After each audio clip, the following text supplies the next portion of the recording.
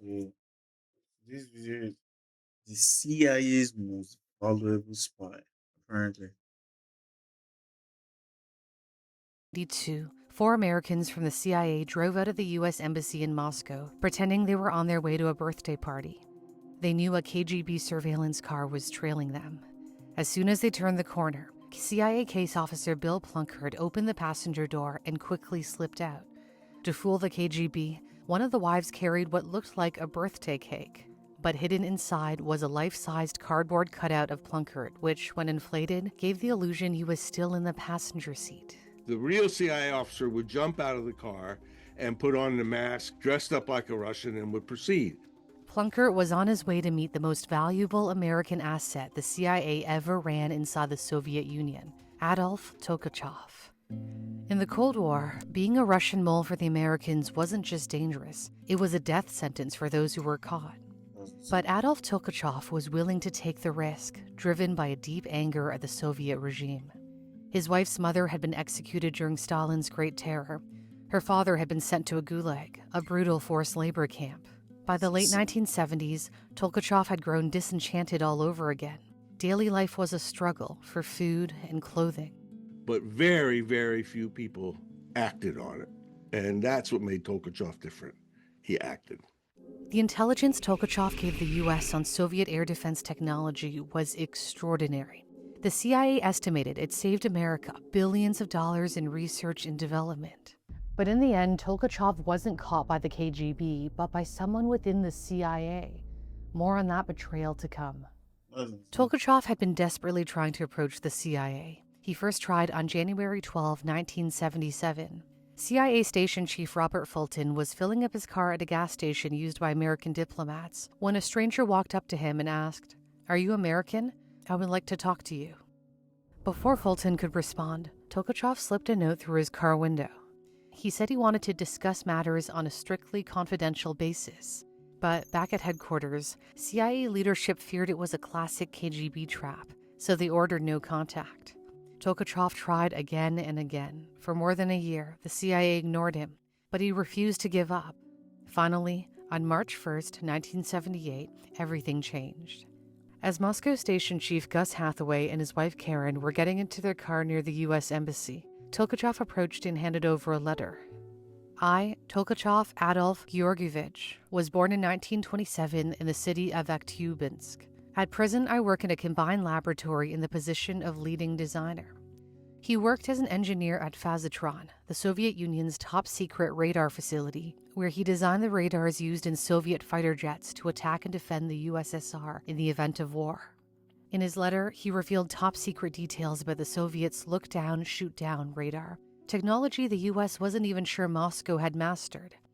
If it worked, Soviet fighters flying high above could spot and kill American bombers and cruise missiles flying low to avoid detection. Even though the CIA was still hesitant to make contact, the Pentagon was begging for intelligence on Soviet aircraft and radar technology. The CIA's Moscow station finally moved forward. They gave him the code name CK Sphere and assigned him a handler, an American-born Russian named John Gilsher.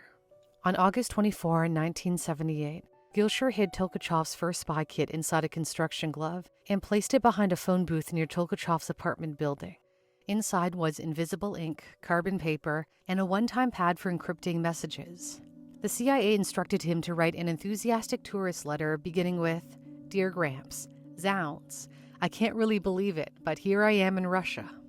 Then, on the back, Tolkachev would write the real intelligence in invisible ink, including technical details on new airborne radar and guidance systems, the results of performance on Soviet radar, and the status of weapons aiming equipment on various Soviet aircraft. He'd mail the letter to an overseas address controlled by the CIA. Even if the KGB intercepted and opened the mail, the secret writing would stay hidden. Only one, which for most things is not a big deal. For example, watching a video. But if you want to do some cool things like, I don't know, Tolkachev's first face-to-face meeting with his handler took place on New Year's Day 1979, when KGB surveillance had vanished for the holiday. He was calm and disciplined and didn't look around nervously. When Gilsher asked why he was risking his life, Tolkachev responded that he was a dissident at heart. Gilshire promised to bring him a camera next time, a Pentax ME Super, an ordinary-looking model that wouldn't attract attention, so Tolkachev could photograph documents instead of copying them by hand. His plan was to sign out top-secret documents at work, slip them under his coat, walk home for lunch, photograph everything inside his apartment, then return the documents before anyone noticed. To reduce the number of suspicious sign-outs, the CIA later forged a fake library permission sheet for him with only a few signatures, so he didn't appear to be accessing vast amounts of classified material. Tolkachev asked for 10,000 rubles for his information so far, at a time when he only earned 350 a month. But the thing is that there was nothing to spend it on in 1980s Moscow. He wanted the money only really as a sign of respect, that he was doing something very valuable. And it was valuable. During a meeting in June 1980, Tolkachev handed over 179 rolls of film containing more than 6,000 pages of classified documents, including the first documentation of the Soviet Airborne Warning and Control System program, new MiG-25 look-down shoot-down radar systems, multiple advanced airborne missile systems, and plans for future Soviet weapon systems stretching into the 1990s. Tolkachev's intelligence was so valuable that U.S. engineers were able to upgrade their own radars and electronic warfare systems years ahead of schedule. U.S. intelligence analysts later estimated that Tolkachev's documents saved the U.S. more than $2 billion and accelerated military research by at least 5 years. Spies are masters of analyzing information, hold but on. you don't need to be in the These CIA. these Soviet Union guys, from what I'm getting now, they were far ahead of their time. Like the fact, the fact America was using them as like a cheat sheet through the spy, like that through the spy of this video. So they were way ahead of their time in technology, or rather, they had the brightest minds as at then. That's crazy, man. That's actually crazy. And from what history says, they are like, you know, they were out for world domination, quote unquote. Train that part. When Gilshire rotated back to the U.S., CIA case officer David Rolfe took his place. For their first meeting in October 1980, Rolfe knew the KGB would be watching his every move. As David E. Hoffman describes in The $1 Billion Spy, Moscow surveillance was so tight that Rolfe couldn't walk out the front door of the U.S. Embassy. Instead, he put on a wig, strapped on a full beard, disguised himself as a technical officer, and slipped out a side gate to meet Tolkachev. He told Tolkachev the CIA had finally approved something he'd been pleading for since the beginning, a cyanide capsule. If the KGB ever closed in, Tolkachev would rather take his own life than have the KGB take it from him. Tolkachev also made a personal request for his son Oleg, Western rock music cassettes, illegal in the Soviet Union, priceless to a teenager. By January 1981, Why is he illegal? Why was he illegal? Soviet Union, priceless to a teenager. Western rock music cassettes. Tolkachev also made a personal request for his son Oleg, Western rock music cassettes, illegal. Western rock music was illegal in the Soviet Union. Interesting. But like cyanide capsule, bro was about that life. In the Soviet Union, crazy. priceless to a teenager. By January 1981, a new U.S. President, Ronald Reagan, and a new CIA Director, William Casey, demanded more espionage, more intelligence from Moscow. But by then, security around Tolkachev was tightening. The Soviets issued new, more complex ID passes at his work. The CIA tried to forge a fake but couldn't replicate it. Tolkachev became convinced the KGB was onto him. In April 1983, his boss received a phone call from the head of the Institute's security division, demanding a list of all employees with access to a specific target recognition system for the MiG-29. Tolkachev had just passed this intel to the CIA a month earlier. He was certain he'd be arrested. He quickly gathered everything in his apartment connected to his espionage, his CIA cameras, dead drop instructions, the bricks of rubles the CIA had paid him, and sped to his family's summer house or dacha to burn it all. He even kept the cyanide pill under his tongue every time he stepped into his boss's office, fully prepared to die. But the arrest never came. He concluded that the investigation wasn't aimed at him after all. The CIA was stunned at his willingness to die rather than be caught. A CIA officer wrote in his assessment that Tolkachev exhibits legendary resilience and strength. By 1984, security at his work had become so strict that he could no longer smuggle documents home at lunchtime. Instead, he locked himself inside a toilet stall at work and photographed the documents using a mini Tropel spy camera the CIA had given him, disguised inside a key fob. Tolkachev What? believed the KGB knew a leak existed. They just Wait, hold on. If this kind of technology exists back in the 1980s or 90s, hey, what exists right now? What do you think is like the latest shit they have now, but nobody knows, but it's like strictly based for like spy stuff, or espionage things. at That's work and insane. photographed the documents using a mini Tropel spy camera the CIA had given him, disguised inside a key fob. Tolkachev believed the KGB knew a leak existed, they just didn't know where. What he didn't realize was that the real threat wasn't coming from Moscow, but from inside the CIA.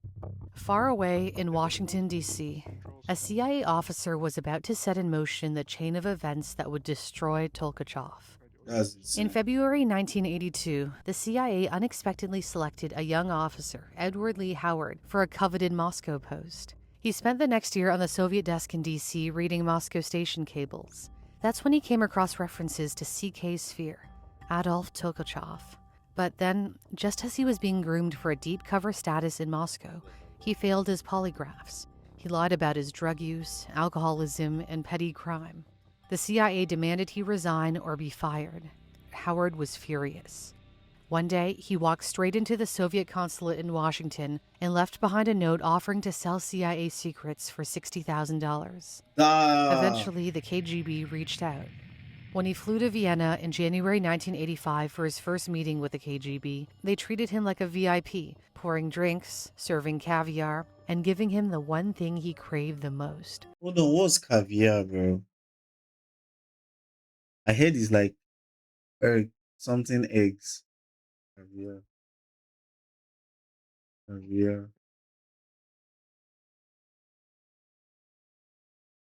No, like salt cured or raw.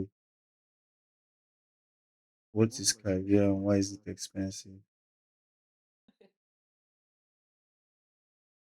Nothing says luxury quite like caviar, pound for pound. One of the most expensive ingredients in the world. Even just a few bites can set you back over $100. For this thing that looks like jelly. Is it sweet?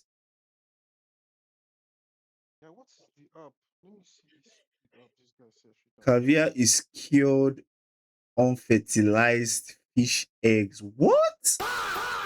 Technically refers to the cured eggs of sturgeon. I know what a sturgeon is.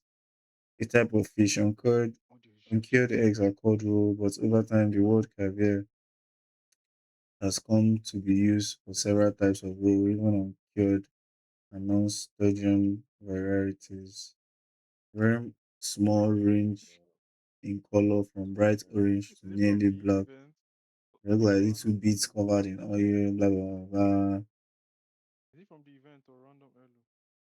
It's well loved for the pop of the egg bursting when it's chewed. Feels rich and decadent. What? Flavor depends on the variety, but all caviar is generally salt and briny. Like there's no way people find unfertilized fish eggs tasty. But then again, I feel like it's a rich people thing. Respect. Howard told them everything he knew. He didn't give Tolkachev's real name, perhaps he didn't know it, but he knew there was a mole who worked deep inside the Soviet military-industrial complex. The KGB had enough clues to narrow their search to the institute where Tolkachev worked. And then another CIA mole, Aldrich Ames, passed along information that ultimately confirmed Tolkachev's identity. I did a video on Ames linked in my description. In June 1985, That's while crazy. Tolkachev and his wife Natasha spent the weekend at their dacha, the KGB secretly raided their Moscow apartment. They found his replacement CIA gear, dead drop instructions, his fountain pen containing the cyanide pill, and even the date, time, and location of his next CIA meeting. Whoa. On June 9, That's fucked 1985, up. after leaving their dacha to drive back to Moscow to visit friends, Tolkachev and his wife were stopped in traffic by a uniformed police officer. Except Shoo. this wasn't a police officer at all. It was the KGB. They swarmed him, jammed a rag into his mouth, and shoved him into a van. They drove him to Lefortovo prison, the infamous KGB interrogation site. Tolkachev confessed under interrogation, insisting his family knew nothing. His trial consisted of a 3-member military tribunal that quickly convicted him of treason and sentenced him to death. That's crazy. That's crazy, man. That's a crazy. That's insane. As Hoffman describes in The $1 Billion Spy, Tolkachev looked straight ahead, emotionless. The 2 guards stood and grasped him by the elbows. Before he was taken away, he received 15 minutes with his son Oleg. Father and son faced each other, both scornful of the Soviet system. Tolkachev apologized. His son hadn't known about his spying. Oleg immediately shook his head and cut him off. No, no, no. He refused to let his father blame himself. On September 24, 1986, Adolf Tolkachev, the CIA's most valuable spy inside the Soviet Union, was executed by firing squad. Shh. Then the KGB came for his wife. What? Nah, those guys are ruthless. Like, it wasn't enough that you use firing squad on the guy, but like, you're still coming after his family that had nothing to do with it, apparently. But then, from their own perspective, they will suspect everybody in the family. So, I won't say it's fair, but it's fucked up still. Natasha was sentenced to a year in a gulag for allegedly knowing about her husband's espionage before being moved to a less severe penal A year in the gulag. Holy. colony where she was put to work making bricks. Her life never returned to normal. Making bricks. In 1990, she developed ovarian cancer and desperately reached out to the U.S. Embassy for medical help, but they turned her away, not recognizing her name. She died in 1991, just months before the Soviet Union collapsed. When asked why he spied for the CIA, Tolkachev said it wasn't because he loved America. I have never seen your country with my own eyes, and to love it unseen, I do not have enough fantasy nor romanticism. However, based on some facts, I got the impression that I would prefer to live in America. It is for this very reason that I decided to offer you my collaboration. He had done it out of hope for freedom in his own country, freedom that he had never personally tasted or known. At CIA headquarters in Langley, a portrait of Tolkachev hangs, leaning over a Pentax camera, secretly photographing the Soviet Union's most sensitive military secrets.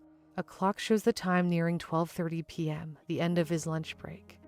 It's the only painting the CIA displays at its headquarters to honor a Russian spy. Thanks for watching. For news That's crazy.